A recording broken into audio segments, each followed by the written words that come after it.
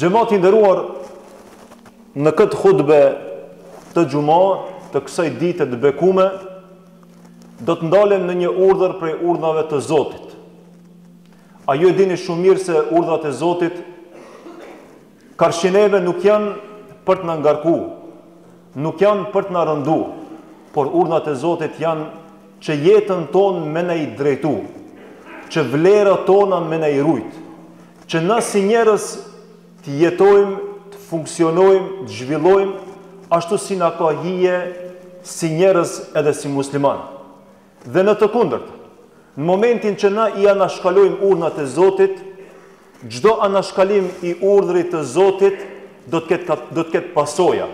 Dhe prej pasojave të anashkalimit të urdhave të Zotit është se na do të dalim prej binareve tona njerëzore.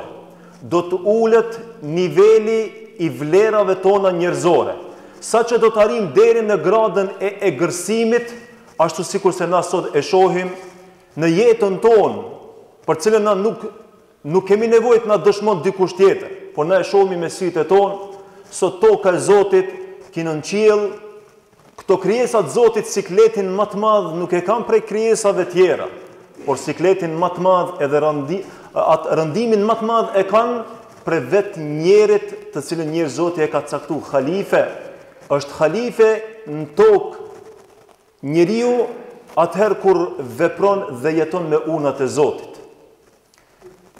Jo rastësisht Zoti këtë urdhër që do ta përmendi tash, e ka shoqëruar me urdhrin e parë që ka zbritur në Kur'an. A ju shumë mirë e dini se urdhri i parë i zbritur në Kur'an është Ikra bismi rabbike alladhi khalaq. Lexo, mëso, studio në emër të Zotit. Alladhi khalaqa. Allahu thot, lexo, mëso, studio në emër të Zotit, i cili të krijoi nga pika e ujit.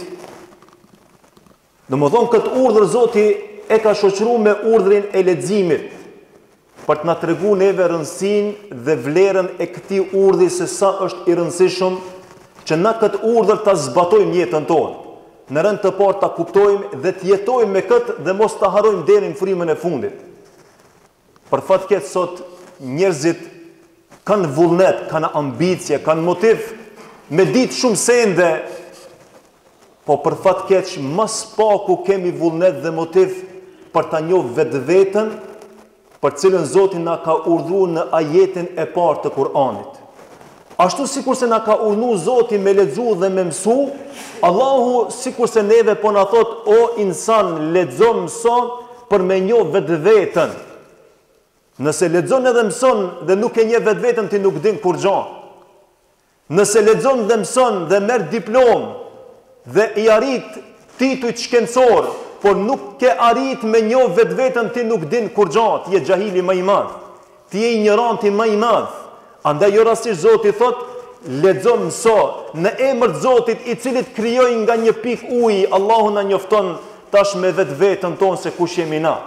Dhe na vazhdimisht duhet ta njohim vetveten, sepse shpesh herë na humbin jetën tonë dhe nuk e dim se kush jemi. Sot për fat keq, dikush nëse din pak, mendon se din shumë. A realisht nëse krahasohet dija e tij me dijen që nuk e din, del me barazi se ai është 9-0. Ai është xahili më i madh. Allahu neve sado që na jep dije.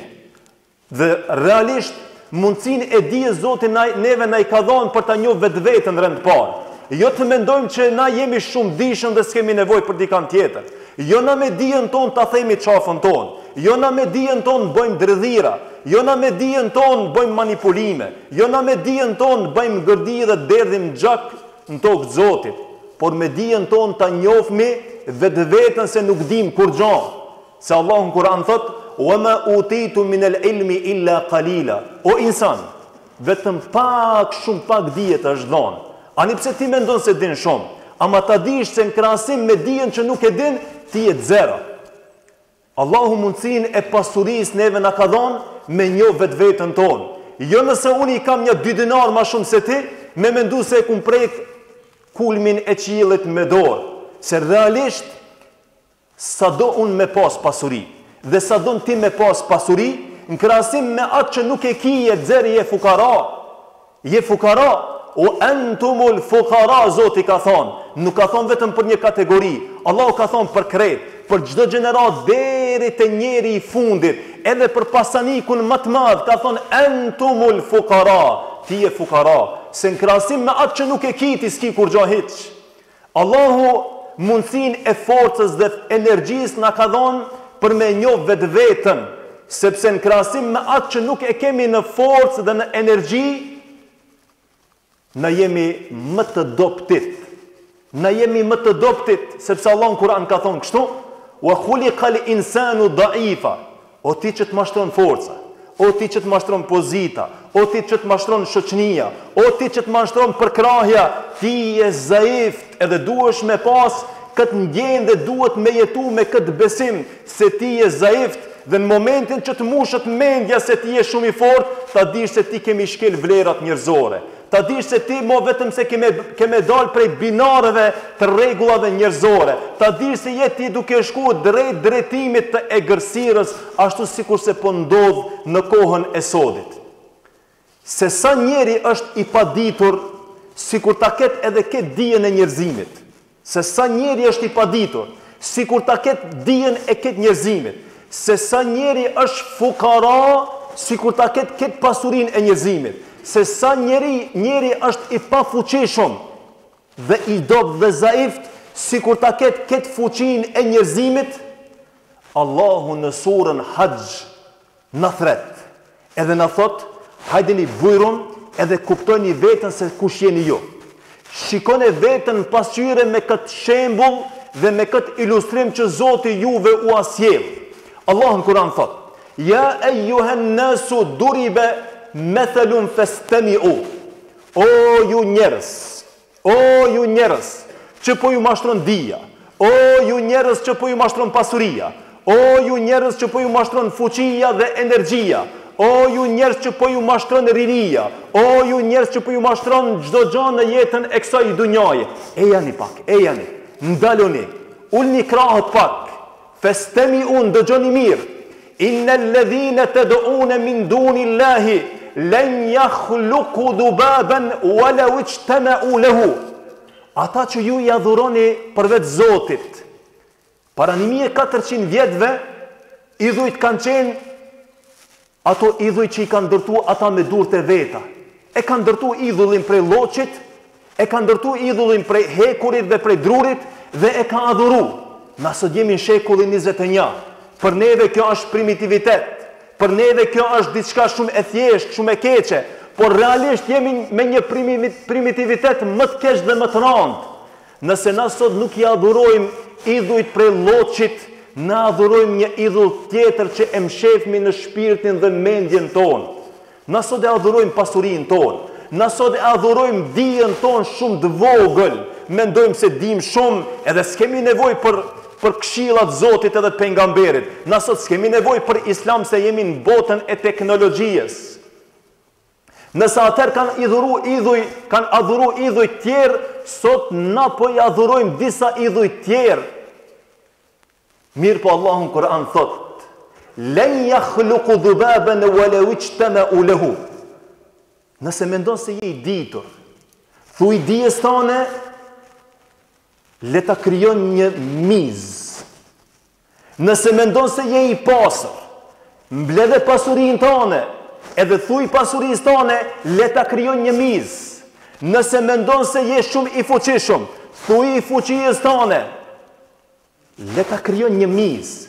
S'ka thonë Zoti një elefant, s'ka thonë Zoti një luan, s'ka thonë Zoti një krijesë shumë të madhe, një mizë të vogël.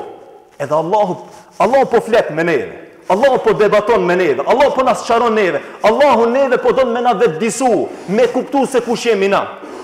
Se një ditë këtë do ta kuptojmë. A dini kur të na vjen melekul maut. Ama na po dojmë që para se me na ardh melekul mautit, kthjehemi dhe të zgjohemi prej xhumit. Edhe ta kuptojmë se kush jemi dhe ku jemi.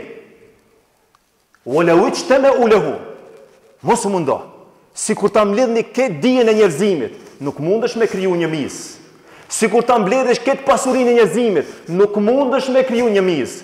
Sikur ta mbledhësh këtë fuqinë e njerëzimit, nuk mundesh me kriju një mizë. Allah ka sjell shembullin e mizës, karshin neve me kuptu realitetin ton, se kush je ti, edhe unë. Allahu në Kur'an thot: "Wa in yaslubuhum dhubabu shay'a la yankidhuhu minhu da'ufa at-talibu wal matlub." A dini çka është më interesant? Allahu po thot kështu: jo që ti nuk mundesh me kriju një mizë. Deri në ditë kiametit s'ka me pas kush që ka me mujt me kriju një mizë. Jo vetëm kaq, por nëse je të hangur buk, nëse je duke hangur ushqim në restorantin më të mirë, dhe je duke hangur ushqimin më të mirë, me truprojen dhe me çdo kan që je përreth, nëse vjen miza dhe ta han një ushqim, pak ushqim, ti nuk mundesh me ndal mizën edhe me amar ushqimin edhe me i thonë mizës shko, dil prej derës. S'mundesh. S'mundesh ti, s'mujmë na, dhe nuk do të mundën deri në ditën e kiametit. Da'ufa at-talibu wal matlub. O insan, shumë zaif je ti, dhe ta dish se shumë zaif është edhe dia jote, ta dish shumë zaif është edhe pasuria jote, ta dish se shumë zaif është edhe pozita jote, ta dish edhe shumë zaif është çdo kush në të cilin ti e mashtron veten dhe ti rrehesh me ta. Pse Zoti e përmendi mizën? Pse Zoti nuk e përmend një gjallës tjetër? Këtu është një mrekulli për na me uçu prej gjumit. Pse Zoti se përmendi gjarmin? Se gjarmi është i rrezikshëm dhe çdo kush thuaj se tutet për gjarmin. Pse Zoti nuk e përmendi luanin? Se na kemi frikë na kur shkojmë edhe në kopshtin zoologjik, rrim shumë lart edhe pse është në kafaz. Kemi frikë prej tina. Allahu e ka përmend mizën se duhet me kon shumë tuc i tucit mu tut prej mizës. Nuk ka njerë që tutet prej mizës. Duhet me kon shumë tuc dhe frikacak mu tut prej mizës. Allahu e ka sjell shembullin e mizës. E dini pse? Se me ta hongër gjapni ushqimin, ndoshta e kia trimrin e kap gjapnin dhe ja hek ushqimin. Me ta kap luani ushqimin, ndoshta e kia mundësien me vra luanin edhe me ja hek ushqimin luanit. A dini ku është mrekullia e mizës? Mrekullia e mizës është se miza nuk ka mide, nuk ka lukth, sikur se lukthi na që e kemi. S'ka lukth me tret ushqimin. Dhe këtë e vërteton shkenca e anatomisë. Mjekët e dinë shumë mirë këtë. Ajo çka është më interesant se shkenca e vërteton se në gojen e mizës ka sekrecione që e tret ushqimin para se me marrë dhe me gëlltit. Dhe kur ta gëlltit ajo shkon me njerë në enët e gjakut, mizës. Edhe ti me marrë mizën me qapë përgjithësi se ne merr ushqimin.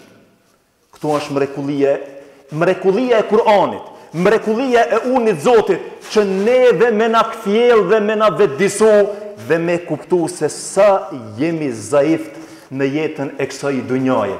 Xhamati nderuar, Allahu neve na ka dhënë dije për me njoh vetveten.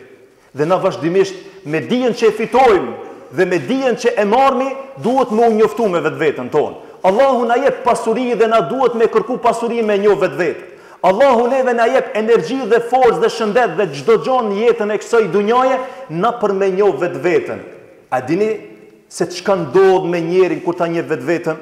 Kur ta njohmi na vetveten, do ta njohmi Zotin Rabbul Alamin. A përderisa na nuk e njohmi vetveten, na aktrojmë se e njohmi Zotin. Na aktrojmë se adhurojmë Zotin. Na aktrojmë se i përkulemi Zotit. Andaj xhamati nderuar, këshilla e xumas për mua dhe për ju, që të ndalmi me vetveten tonë në çdo cep të jetës, në çdo vend, në çdo kohë, që vazhdimisht ta njohmi vetveten, se atë sa e njohmi vetveten, aq që na më njoft edhe Rabbul Aleminin. Atë sa e njohmi vetveten, aq edhe jemi musliman. Atë sa e njohmi vetveten, aq edhe do të jemi krenar dhe të lumtur. Dhe atë sa e njohmi vetveten, aq do të jemi më afër Rabbul Aleminit. Dhe atë sa e njohmi vetveten, do të kemi peshë dhe vlerë në dunjë dhe në ahiret. Elu Zotin e madh që Allahu neve të na udhëzon, Allahu neve të na drejton, Allahu neve të na bashkon, Allahu neve të na mundson që të zgjohemi nga gjumi për ta njohur vetveten dhe të mos dalmi nga jeta e kësaj dunjaje pa e njohur vetveten, se humbja më e madhe e njeriu nuk është me humb pasurinë, nuk është me humb shëndetin, nuk është me humb diçka tjetër, por me humb njohurinë për vetveten. أقول قولي هذا وأستغفر الله لي ولكم فاستغفروه إنه هو الغفور الرحيم.